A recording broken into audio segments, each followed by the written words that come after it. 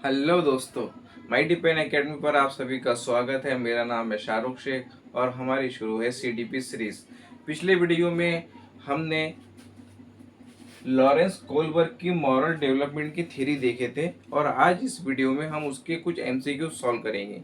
जो एमसीक्यूज अभी हम सॉल्व करने वाले हैं ये तमाम के तमाम पिछले सीटेड एग्जाम में पूछे गए हैं। ये प्रीवियस ईयर क्वेश्चंस हैं। इस वीडियो के डिस्क्रिप्शन बॉक्स में मैंने आपको एमसीक्यू के लिए एक प्रैक्टिस शीट प्रोवाइड की है और साथ ही साथ प्रीवियस ईयर क्वेश्चंस की भी एक प्रैक्टिस शीट है। आप उन्हें सॉल्व करो क्योंकि एमसीक्यू प्रैक्टिस से ही सीटेड का एग्जाम आपका निकलेगा, वरना नहीं निकलेगा। तो चलिए आज के वीडियो में हम हमारा पहला क्वेश्चन शुरू करते हैं। हमारा पहला क्वेश्चन है, A student does not cheat in exam because he is afraid of being caught and punished. According to Kohlberg, he is in which stage of moral development? ये सवाल पूछा गया था 2023 में पेपर 1 के लिए। एक बच्चा है जो एग्जाम में टीचिंग कर रही है, एग्जाम में चीटिंग करने से डर रहा है क्योंकि उसे डर है कि मुझे सजा मिलेगी। तो कोलबर्ग के हिसाब से वो डेवलपमेंट, मॉरल डेवलपमेंट की कौन सी स्टेज में है। अब आपको कीवर्ड उठाना है कि बच्चा डर रहा है सजा से, पनिशमेंट से। तो पनिशमेंट कहाँ पर आएंगी अपनी, ये आएंगी ओबीडियंस एंड पनिशमेंट में। ये है अपनी कौन सी स्टेज, प्री कन्वेंशनल में स्टेज नंबर 1 है। तो कौन से आएगा अपने, इसका आंसर आ जाएगा स्टेज 1। स्टेज की स्पेलिंग भी गलत हो गई थी यहाँ पे, स्टेज 1। अब जो मॉरल डेवलपमेंट है, कोलबर्ग का जो चार्ट मैंने आपको पढ़ाया था वो चार्ट बहुत ही ज़्यादा इंपॉर्टेंट है। बहुत सारे एमसीक्यूज वो चार्ट के ऊपर से ही बनेंगे। उसमें मैंने आपको 3 लेवल बताई थी और 6 स्टेजेस बताई थी। पहली लेवल थी प्री कन्वेंशनल, दूसरी लेवल थी कन्वेंशनल और तीसरी लेवल थी पोस्ट कन्वेंशनल। और स्टेजेस में इस तरीके से है कि हर लेवल में 2 स्टेजेस है। प्री कन्वेंशनल में 2 स्टेजेस है। पहली स्टेज है ओबीडियंस एंड पनिशमेंट की, दूसरी स्टेज है इंडिविजुअलिज्म एंड एक्सचेंज की, जिसके अंदर बच्चा रिवॉर्ड की उम्मीद रखता हो, टेट फॉर टेट मेंटेलिटी रहती। फिर जो कन्वेंशनल है उसके अंदर भी नंबर 3 और नंबर 4 की स्टेज है, 2 स्टेज है। नंबर 3 की जो है वो है गुड बॉय गुड गर्ल वाली और नंबर 4 की जो है वो है सोशल कॉन्ट्रैक्ट ओरिएंटेशन वाली। ओके। अब जो हमारा पोस्ट कन्वेंशनल है इसके अंदर नंबर 5 और नंबर 6 पर है, जिसमें है सोशल कॉन्ट्रैक्ट ओरिएंटेशन। बच्चा जो समाज के अंदर होने वाले कानून है या फिर जो एडोलेशन है, जो समाज में होने वाले कानून है ये बदल सकते, इसकी कल्पना कर सकता। और आखिरी के ऊपर आता है यूनिवर्सल एथिकल प्रिंसिपल। ओके, ये तमाम स्टेजेस आपको याद रहनी जरूरी है। तो यहाँ पर था स्टेज 1 हमारा आंसर, बच्चा सजा से डर रहा है। तो अब स्टेज 2 में क्या आएगा बताओ। स्टेज 2 में क्या आएगा, tit for tat tat mentality. तुम मेरे साथ जैसा करोगे मैं तुम्हारे साथ वैसा करूंगा। और बच्चा इसके अंदर रिवॉर्ड की उम्मीद करता, कोई भी काम इसलिए करता क्योंकि उसे लगता है कि मुझे रिवॉर्ड मिलेगा। अब स्टेज 3 में क्या आएगा, गुड बॉय गुड गर्ल। इसमें वो अपनी फैमिली का या फिर अपने टीचर्स का या फिर किसी भी इंडिविजुअल इंसान का अप्रूवल चाहता है, इसलिए वो वहाँ पर कोई काम करता है। जैसा वो किचन में मम्मी की हेल्प कर रही है कोई लड़की या फिर कोई लड़का, तो वो ये उम्मीद करेगा कि मेरे मम्मी मुझे अच्छा बच्चा गुड बॉय या गुड गर्ल बोलेंगे। अब स्टेज 4 के ऊपर ये होता है कि बच्चे को ये समझ में आता है कि सोसाइटी में जब हम रह रहे हैं तो इसके कुछ नियम और कुछ कानून है और हमें उसे फॉलो करना ही है, क्योंकि ये नियम और कानून है। पुलिस का डर या फिर कोई दूसरा डर ये सेकेंडरी चीज होता है। वो फॉलो इसलिए करता है क्योंकि इसे फॉलो करना चाहिए, कानून को फॉलो करना चाहिए इसलिए। चलो अब हमारा दूसरा क्वेश्चन है, in which stage of moral development do children's reasoning revolves around ethics of law and social order. वही चार्ट के ऊपर से क्वेश्चन है कि कौन सी स्टेज में बच्चे की जो मॉरल रीजनिंग है वो इस बात के अराउंड रिवॉल्व करती है कि हम सोसाइटी में रह रहे हैं तो हमें कानून का पालन करना चाहिए। कौन सी स्टेज है, ये है स्टेज नंबर 4। कन्वेंशनल के अंदर नंबर 4 के ऊपर आती है स्टेज। मैंने आपको बताया था कि जब बच्चा कन्वेंशनल स्टेज में जाता है तो उसमें सोसाइटी की एंट्री हो जाती है। पहले में गुड बॉय गुड गर्ल में वो एक इंडिविजुअल का अप्रूवल सीख करेगा, लेकिन जो उसके बाद वाली स्टेज है लॉ एंड ऑर्डर मेंटेनेंस में, बच्चा लॉ और ऑर्डर को फॉलो करेगा इसलिए क्योंकि हम सोसाइटी में रहते हैं और हमें फॉलो करना चाहिए। ओके, ये वो सोचता है बच्चा। अब क्वेश्चन नंबर 3 है, according to Kohlberg the reason of children at conventional stage based on. 2019 में पूछा गया था ये क्वेश्चन और ये ऊपर वाला 2024 पेपर 1 में आया था। कितने सिंपल क्वेश्चन है ये कि कोलबर्ग के मुताबिक कन्वेंशनल स्टेज पर बच्चा क्या सोचता है या फिर उसकी मॉरल रीजनिंग किस चीज के ऊपर बेस्ड होती है। तो हमने देखा कि जो हमारी 3 लेवल है, प्री कन्वेंशनल, कन्वेंशनल और पोस्ट कन्वेंशनल। तो जो प्री कन्वेंशनल है उसके अंदर प्योरली पनिशमेंट और रिवॉर्ड के ऊपर उसकी रीजनिंग बेस्ड है, और जो कन्वेंशनल है उसके अंदर सोसाइटी इन्वॉल्व हो जाती है, तो सोशल एलिमेंट्स के साथ में उसका किस तरीके से व्यवहार रहेगा उसके ऊपर उसकी जो मॉरल रीजनिंग है वो बेस्ड है। तो यहाँ पर देखो क्या है, ऑप्शन ए है social rules and expectation of significant others. यही जवाब हो गया इसका, social rules and expectation of significant other, मतलब दूसरों का अप्रूवल। दोनों स्टेजेस आ गई कन्वेंशनल की, तो इसका ऑप्शन ए आंसर है। ऑप्शन बी है anticipated pleasure and pain, pleasure and pain, reward and punishment. तो ये किसका है, ये है पहला, प्री कन्वेंशनल का। Abstract ethical principle, abstract ethical principle की जो इथिकल प्रिंसिपल है वो एब्स्ट्रैक्ट है, इसे थोड़ा बहुत हम चेंज कर सकते हैं ज़रूरत के मुताबिक एक अच्छे कॉज के लिए। तो ये कौन सी स्टेज है, ये स्टेज नंबर 5, और ये किस में आएंगी, पोस्ट कन्वेंशनल में।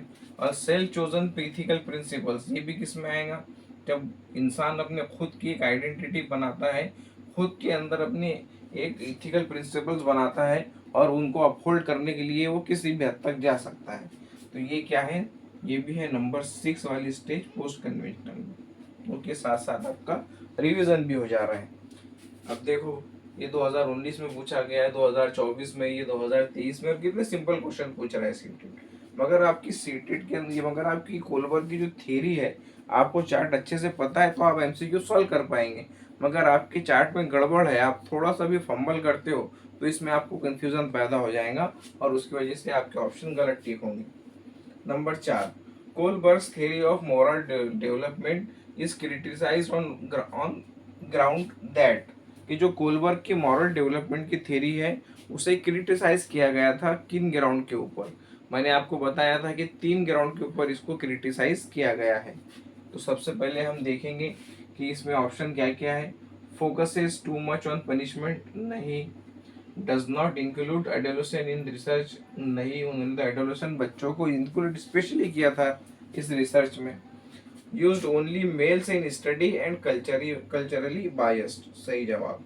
कैरल गिलिगन ने कहा था ये। Ignore the role of school, नहीं ये भी नहीं। मेन जो 3 पॉइंट थे उसके ऊपर कोलबर्ग की थ्योरी का क्रिटिसिज्म हुआ था। पहला है कि इनकी स्टूडेंट थी कैरल गिलिगन नाम की, उसने कहा था कि कोलबर्ग साहब ने सिर्फ मेल बच्चों को इस थ्योरी में पार्टिसिपेट किया है, सिर्फ उन्हीं पर एक्सपेरिमेंट किया है, और जो फीमेल पॉइंट ऑफ व्यू है उसे कंसिडर नहीं किया।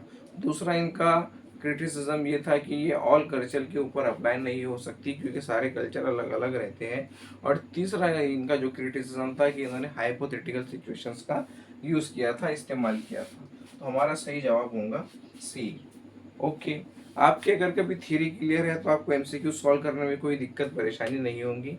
मगर आपकी थ्योरी क्लियर नहीं है या आपको कंसेप्ट सही से पता नहीं है तो फिर आपको सिर्फ बहुत बहुत तकलीफ जाने वाली है एमसीक्यू सॉल्व करने में। ओके,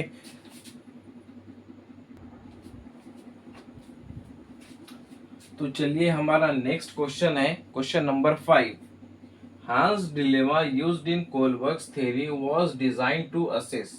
कोलबर्ग की थ्योरी में जो हांस डिलेमा, जो एक पूरी स्टोरी है, जो पूरी सिचुएशन है, वो क्या चीज़ असेस करने के लिए बनाई गई है, क्या चीज़ जांचने के लिए बनाई गई है। हांस डिलेमा हमने पढ़े थे, उसकी बीवी की तबीयत ख़राब होती है, उससे एक ड्रग की ज़रूरत रहती है, वो दुकान वाला उसको देता नहीं, तो उसने उसकी बीवी को वैसे ही छोड़ देना चाहिए या फिर उस दवाई की चोरी करनी चाहिए।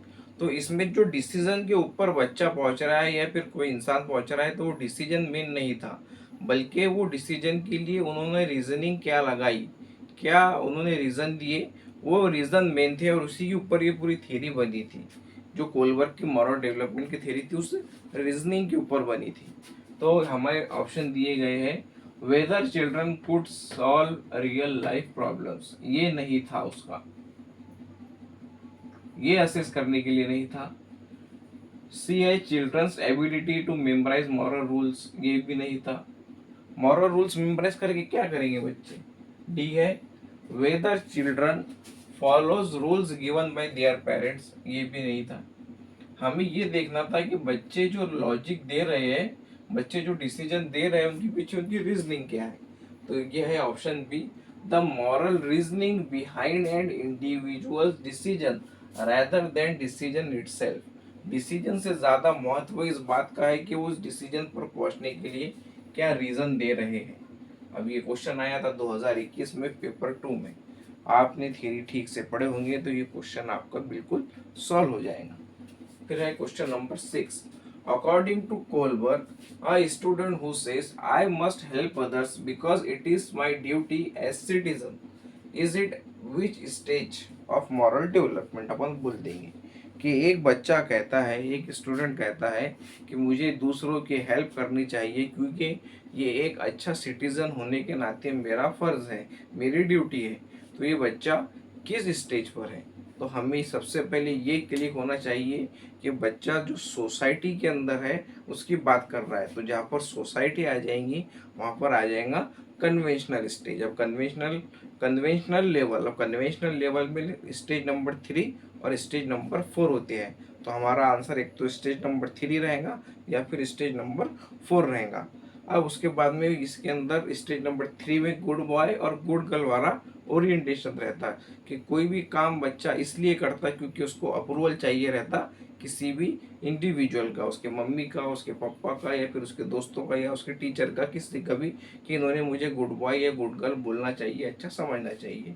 और जो स्टेज नंबर 4 होती है उसके अंदर बच्चा कानून को फॉलो करता है, सोसाइटी के बनाए हुए तरीके को फॉलो करता है क्योंकि उसे ये लगता है कि ये करना चाहिए, इसलिए उसे कोई ज़बरदस्ती नहीं करता, ना ही उसे किसी का डर होता है। वो कानून को फॉलो इसलिए करता है क्योंकि वो उसमें बिलीव करता है कि सोसाइटी को फंक्शन करने के लिए ज़रूरी है। तो इसका आंसर क्या होगा, स्टेज नंबर 4 बी इसका राइट आंसर है। अब चलो अपन धीरे धीरे रिवाइज भी कर लेंगे कि स्टेज 3 में क्या होता। स्टेज 3 में आप मुझे बताओ क्या होगा, गुड बॉय गुड गर्ल वाली ओरिएंटेशन। स्टेज 5 में आप मुझे बताओ क्या होगा, बताओ सोशल कॉन्ट्रैक्ट ओरिएंटेशन, यानी कि वो जो एब्स्ट्रैक्ट है, जो कानून है वो सबके लिए सेम नहीं है।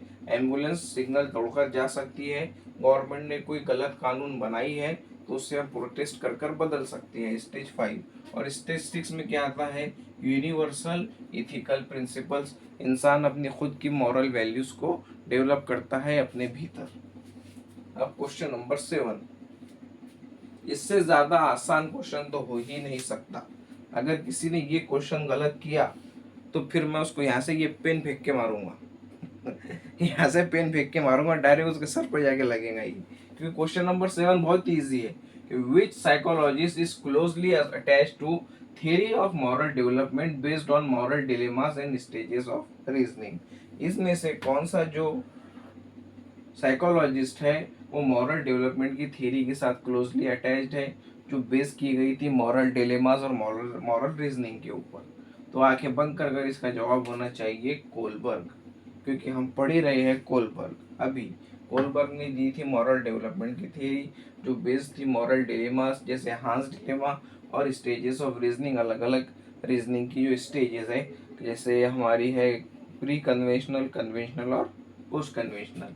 प्याजे नहीं है, हालांकि मॉरल डेवलपमेंट में प्याजे ने भी काम किए थे मगर उनका जो काम था वो इतना डीप नहीं था, और कोलबर्ग ने इन्हीं के काम को बेस बनाकर अपनी थ्योरी डेवलप की थी। वाइगॉस्की ने कॉग्निटिव डेवलपमेंट की थ्योरी दी थी जिसमें सोशो कल्चरल एस्पेक्ट्स आते हैं। एरिक्सन की थ्योरी तो बहुत ही अलग ही है जो बचपन से लेकर मौत तक हर स्टेज को कवर करती है, जो हम आगे देखेंगे। अब क्वेश्चन नंबर 8 है, according to Kohlberg theory, an adolescent who says I will obey the rules because it maintains the social order is demonstrating reason at which stage। वही बात कि मुझे कानून फॉलो करना चाहिए क्योंकि ये सोसाइटी में ऑर्डर बनाकर रखते हैं। सोसाइटी आ गई, कन्वेंशनल लेवल आ गई, मुझे इसलिए कानून फॉलो करना चाहिए क्योंकि ऑर्डर बनाकर रखते हैं। स्टेज नंबर 4 सीधा सीधा आंसर, स्टेज 4 सी। 3 में क्या होगा, 2 में क्या होगा और 5 में क्या होगा, आप मुझे एक बार बता दो। 2 में क्या होगा, बच्चा रिवॉर्ड के लिए बोलेगा, टिट फॉर टैट मेंटेलिटी आएंगी, इंडिविजुअलिज्म और एक्सचेंज वाला कंसेप्ट रखेगा। स्टेज 3 में क्या होगा, good boy good girl orientation आएगा कि मुझे अच्छा बोलो और मैं कोई भी काम इसलिए कर रहा हूँ ताकि मुझे अप्रूवल मिल सके। स्टेज 5 में क्या आएगा कि जो सोसाइटी के अंदर जो लॉज है वो एब्स्ट्रैक्ट है, ये बदल सकते, इन्हें बदला जा सकता है, ये आएगा स्टेज 5 में। अब इसी क्वेश्चन को अगर हम इस तरीके से देखें कि according to Kohlberg theory an adolescent who says I will obey the rules because it maintains the social order, अगर कभी उन्होंने इसको ऐसा लिख दिया कि I will obey the rule because it will make my parents happy and they will call me a good boy, तो इसका क्या ऑप्शन, इसका आंसर क्या हो जाएगा, स्टेज 3। ओके, इसी तरीके से ये क्वेश्चन 2024 में पूछा गया था पेपर 2 में। मैंने आपको ये बता दिया कि जो मैं आपको पढ़ा रहा हूँ ये सीटेट में क्वेश्चंस पूछे जाते हैं। जो मैं आपको पढ़ा रहा हूँ, जो थ्योरी मैंने आपको करवाई है, ये तमाम क्वेश्चन सीटेट ने अपने एग्जाम में पूछे हैं। जो मैंने एमसीक्यू प्रैक्टिस शीट आपको दी है उसमें एक प्रीवियस ईयर क्वेश्चंस की अलग से है और प्रैक्टिस की अलग से है, और इसमें से ही 100% इसी टाइप के क्वेश्चन आते हैं। अगर आपने ये तमाम चीज़ें कर लिए तो आपका सीटेट का पेपर निकलने से कोई नहीं रोक सकता। जो मैं बता रहा हूँ आप उसको फॉलो कीजिए और आपका पेपर ज़रूर ज़रूर ज़रूर निकलेगा। ओके, ये है माइटी पेन एकेडमी, मैं हूँ शाहरुख शेख। वीडियो पसंद आया होगा तो इसको लाइक करो, चैनल को सब्सक्राइब करो, अपने दोस्तों के साथ में जो टीचिंग एग्ज़ाम की प्रिपरेशन कर रहे हैं इसे शेयर करो ताकि उन्हें भी फ़ायदा हो सके। Thank you.